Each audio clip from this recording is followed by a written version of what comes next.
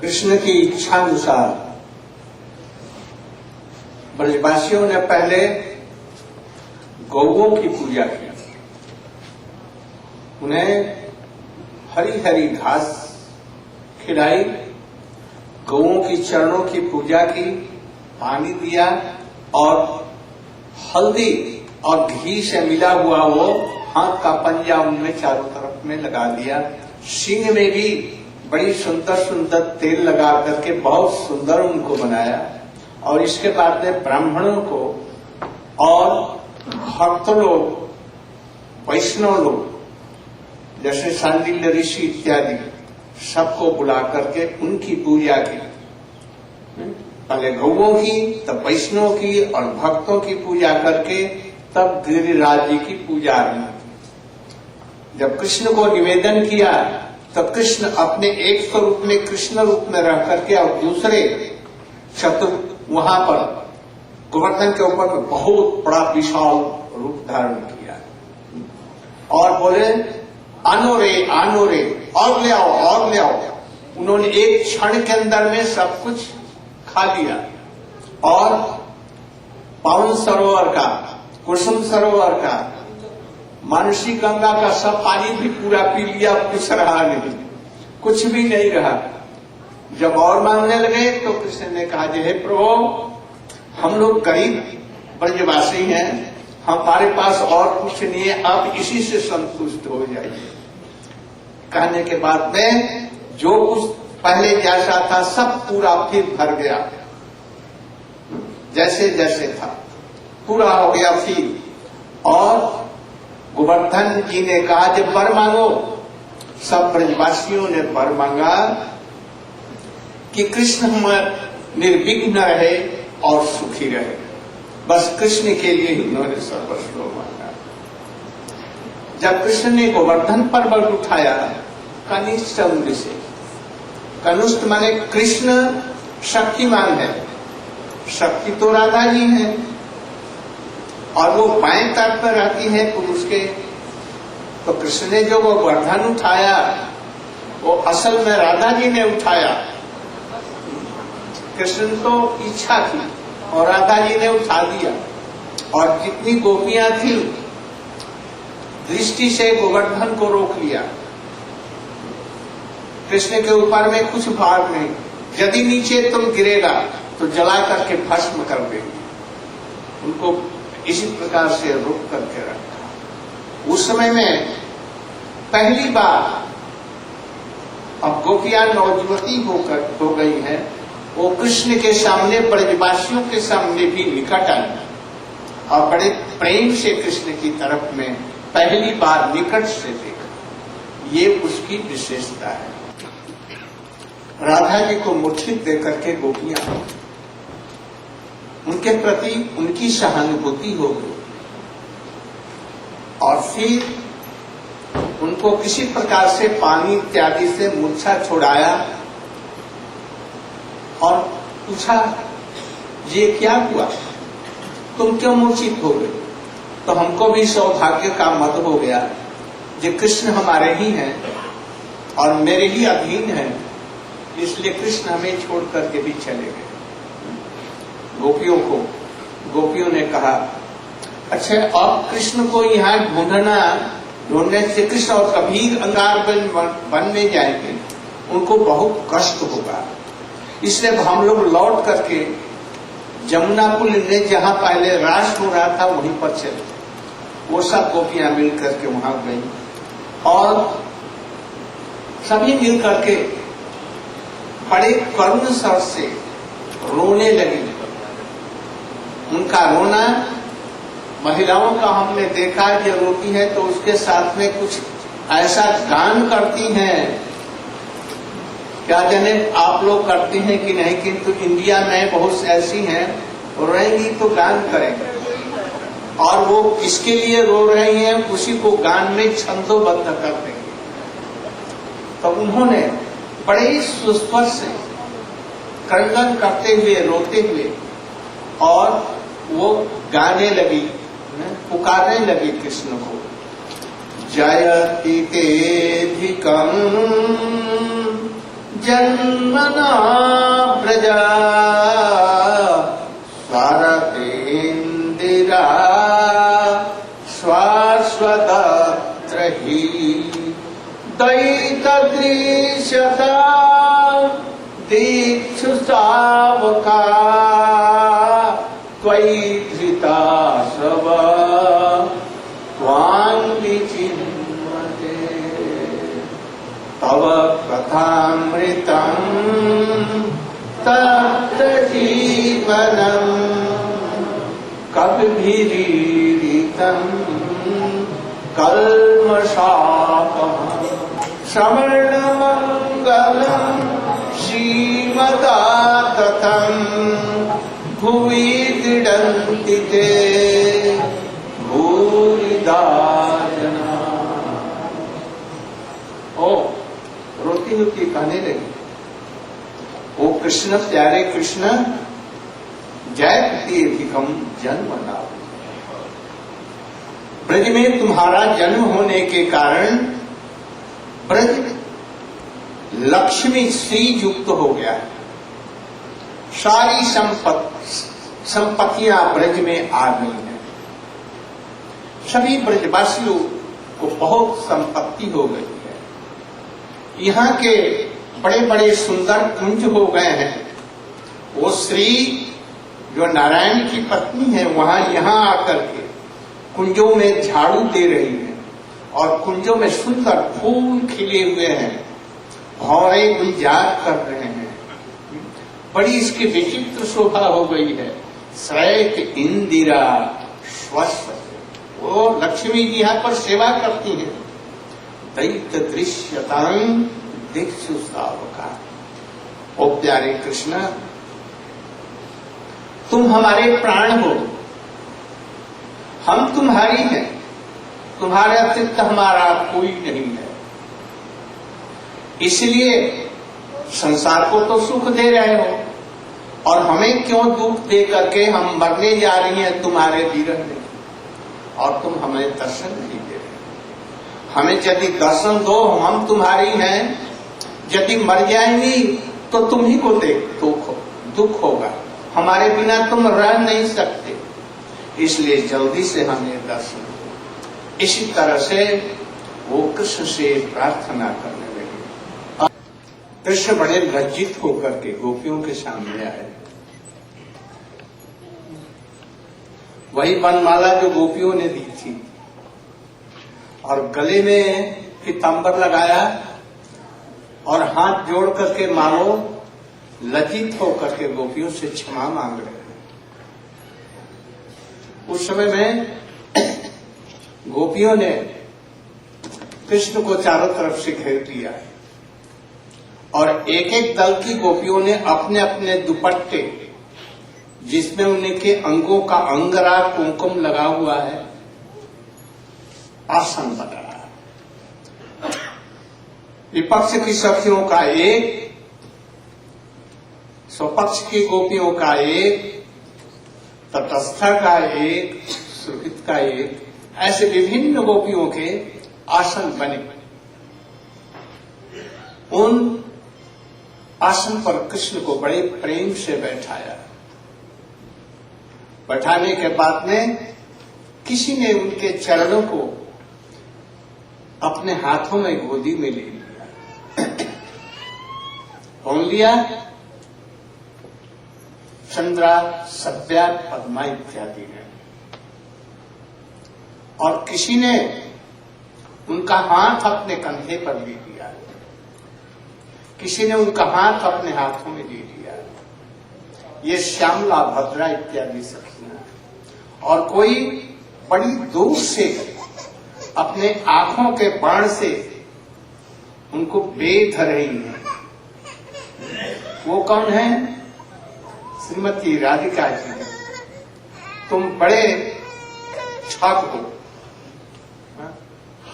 तुम पर विश्वास करके हम लोगों ने घर बार, स्त्री, पुत्र, परिवार सब कुछ छोड़ा और तुम हमें छोड़ करके अंतर ध्यान हो गए। कितना कष्ट दिया। इसलिए अपने आंखों के बाण से उनको मारो, छेद रही है। इसके बाद में गोपियों ने पूछा पहेली, कृष्ण तुम तो सभी कुछ जानते हो, हमारी एक पहेली का उत्तर दो। पहेली किसको कहते हैं? पहेली समझती हो? बुझाऊआ, बुझाऊआ, बतलाओ। देखो, कोई एक व्यक्ति किसी से प्रेम करता है और तब वह व्यक्ति उसको भी प्रेम करता है, परस्पर प्रेम करते हैं। और कोई ऐसा है जो प्रेम करे और ना करे, उन सबको प्यार करता है, प्रेम करता है। और कुछ लोग ऐसे हैं जो कोई प्रेम करे और ना करे, वो किसी को भी प्रेम नहीं करते। गोपियों का तात्पर्य था इसी से, हम लोग प्रेम कर रही हैं तो भी नहीं कर रहे, इसलिए कृष्ण को अपने मुख से ही ये साबित कर रही हैं, उनके मुख से ही कहलवाना चाहती हैं, तुम कहो जो तुम दोषी हो। इसलिए इस प्रकार से प्रश्न किया। कृष्ण मुस्कुराए और इनकी इस पहेली का उत्तर ये दिया, देखो प्यारी गोपियों, जो प्रेम करने पर प्रेम करता है वो तो बनिया का बिजनेस है, इसमें प्रेम भी नहीं है, धर्म नहीं है, सौहृद नहीं है, कुछ भी नहीं है, केवल बनियागिरी है। मैं ऐसा प्रेम नहीं करता। और कुछ लोग हैं प्रेम न करें या करें, वो माता पिता और गुरु है, पुत्र और शिष्य यदि प्रेम नहीं करते भी हैं तो भी उन्हें प्रीति करते हैं, इनका कल्याण चाहते हैं, इनका जीवन सुखमय शांतिमय हो। ये बड़े दयालु हैं। तुम लोग इस कोटि में हो गोपियों। कोई हम प्रेम नहीं करते हैं तभी तुम हमसे प्रेम करते हो। सब समय तुम लोग हमको सुखी बनाना चाहती है, इस कोटि में तो तुम लोग हो। और तीसरे जो प्रेम करे और ना करे, ये 4 प्रकार के हैं। पहला आत्माराम, जो आत्मा में रमण करते हैं, सब समय सुखी है, उनको किसी की जरूरत नहीं है। जैसे सुखदेव गोस्वामी है, कोई उनको प्रेम करे ना प्रेम करे उनसे कोई मतलब नहीं, वो तो अपने आत्मा में रमण कर रहे हैं। किंतु मैं आत्माराम नहीं हूं। क्यों? मेरी आत्मा तो राधिका जी है, मैं उसमें रमण करता हूं बिना गोपियों के मैं रह नहीं सकता। इसलिए मैंने बंसी बजा करके तुमको बुलाया, तुम लोगों के साथ में रास इत्यादि डांस किया, इसलिए मैं कहा आत्माराम, आत्मा रमण हूं, मैं आत्माराम नहीं हूं। और फिर आप्तकाम, जिनकी सारी कामनाएं मिट गई, हमको कोई चीज की जरूरत नहीं है, कुछ की जरूरत नहीं है। इसी कोटि के सनत सनत सनत इत्यादि, उनको कोई कामना वासना संसारिक है ही नहीं है। उनसे प्रेम करो ना करो, उनसे कोई मतलब नहीं है, वो अपने रास्ते पर चले जाएंगे। किंतु मैं आत्मकाम भी नहीं हूं, हमारी कामना नहीं मिटी, इसलिए तो बंसी से बजाया, तुम लोगों के साथ में रास किया, और तुमको खुश करने के लिए मैं कितना ये सब तुम्हारे साथ में नाच और गान कर रहा हूं, इसलिए मैं आत्मकाम भी नहीं। और तीसरा है कृतज्ञ, अकृतज्ञ, माने जो की हुई भलाई को नहीं मानता। किसी ने उसके साथ में बड़ी भलाई की है और वो नहीं मानता। जैसे पिता माता है, पुत्र उनकी संतान है, माता पिता ने उनका पालन किया, बड़े प्रेम से पढ़ाया लिखाया, योग्य किया। ऐसे पिता माता का जो आदर नहीं करता, उनसे प्रीति नहीं रखता, वे तो कोटि कौटि कल्पों में न जाने कहा किस नरक में गिरेंगे। जरूर माता पिता के प्रति आदर और सेवावृत्ति हो, तो जो ऐसे माता पिता के प्रति भी अपने कर्तव्य का पालन नहीं करता, प्रेम नहीं करता, आदर नहीं देता, सेवा नहीं करता, तो वो अकृतज्ञ है। मैं अकृतज्ञ भी नहीं हूं।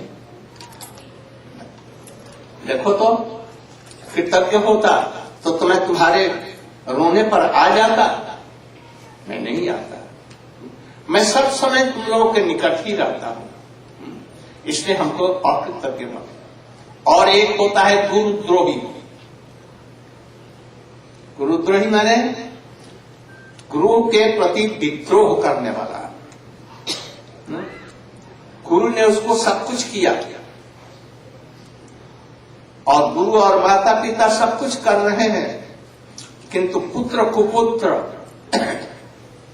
उनसे अकारण और कारण किसी कारण से उनका वृद्धाचरण करता है। जब पिताजी या गुरु जी वृद्ध हो गए तो खांसने लगे, खांसी आई, क्या दिन रात खांसता है। हमारे बच्चे सो नहीं पाते, अनादर करता है, ये कारण है। और कुछ लोग ऐसे हैं बिना कारण ही गुरु और पिता को तरह तरह से कष्ट देते हैं, घर से निकाल देते हैं। आजकल ऐसा ही पाश्चात्य देशों में, इंडिया में भी हो रहा है।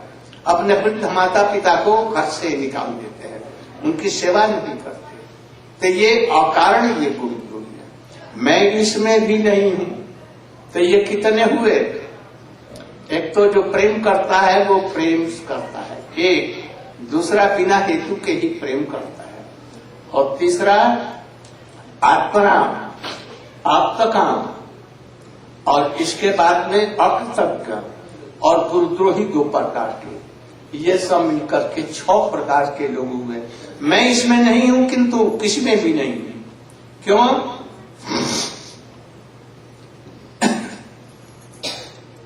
नहं तु सख्यो भजतोपि जंतुम भजामि ईशाम अनुवृत्य वृत्तये यथा धनो लब्ध धने विनष्टे तच्चिंतयान्यप्रतो न वेद। ओह सखियों, मैं जो भजन करते हैं उनका मैं भजन नहीं करता। हमसे प्रेम करते हैं, दिखला करके मैं प्रेम नहीं करता, छेद करके करता हूं। तो ऐसे तुम हमसे प्रेम कर रही हो, मैं छेद करके तुमसे अंतर ध्यान हो गया था। किस लिए अंतर ध्यान हो गया? जगत के लोग समझे कि इनकी विरह में कैसी दशा हो रही है। ऐसा किसी का नहीं होता, भूतो न भविष्य। और ये गोपियां ही, और गोपियों में राधा जी हमको ही सबसे प्रिय है। यह जगत में दिखलाने के लिए विरह में कैसा उनका हो जाता है और जैसा, और मिलन में कैसे आनंदित होती हैं, इसकी कोई तुलना नहीं है।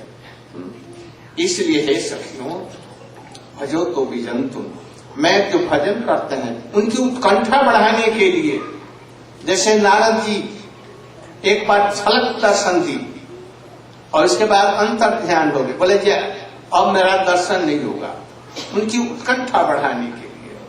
इसलिए उत्कंठा तुम लोगों की बढ़ाने के लिए मिलन में जितनी उत्कंठा होगी भगवान उतने ही शीघ्र मिलेंगे, इसलिए तुम्हारी उत्कंठा बढ़ाने के लिए किया। जैसे कोई गरीब आदमी है, निर्धन आदमी, कैसे उसको एक मणि मिल गई, चिंतामणि, बड़ा खुश हुआ, किंतु किसी ने चुरा लिया या वो गुम हो गई। अब तो दिन रात उसी की चिंता करता है। इसीलिए मैं कभी प्रकट होकर के दर्शन दे करके फिर अंतर ध्यान हो जाता हूं कि इसी उत्कंठा के साथ में लोग हमें भजन करें। इसलिए प्यारी गोपियों, मत एवं मध्वत्थो छित लोक वेदा कि मई अनुवृत्ते बला मया परोक्षम भजतां विहोहितं वा श्रुतम्। गोपियों, ये सखियों, तुम हमसे द्वेष मत करो, तुम हमारी प्राण प्रिया सखियां और मैं तुम्हारा प्राण प्रिय हूं। इसलिए तुम लोगों का प्रेम और बढ़ाने के लिए, उत्कंठित करने के लिए मैं आंखों से ओझल हो गया, गया कहीं नहीं था। मैं सब सुन रहा था जो तुम लोग कीर्तन कर रही थी, और मैं हृदय में गदगद हो रहा था। इसलिए मत समझो कि तुम लोगों को मैंने छोड़ दिया है। इसलिए तुम लोग संतुष्ट हो जाओ और हम पर प्रसन्न हो। न पारे हम निर्वद्य संयुजन सुसाधु कृत्या विविधा जुषा विवत माँ भजन दुर्जन गृह श्रृंखला संभृष्य तद्व पतिजात साधुन।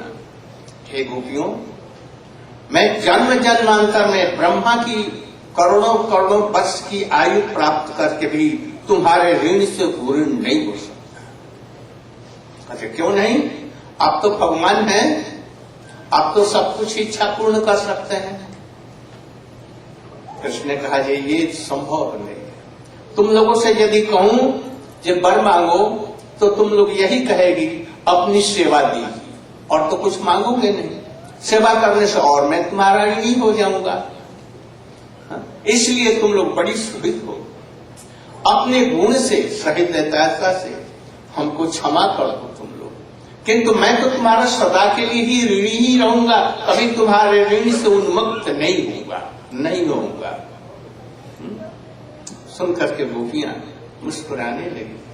कहे केशव, प्यारे कृष्ण, तुम हार करके भी तुम ही जीते, क्योंकि तुमने कहा कि मैं गोपियों का ऋणी हूं, इसलिए तुम नहीं बल्कि हम तुम्हारी ऋणी हैं।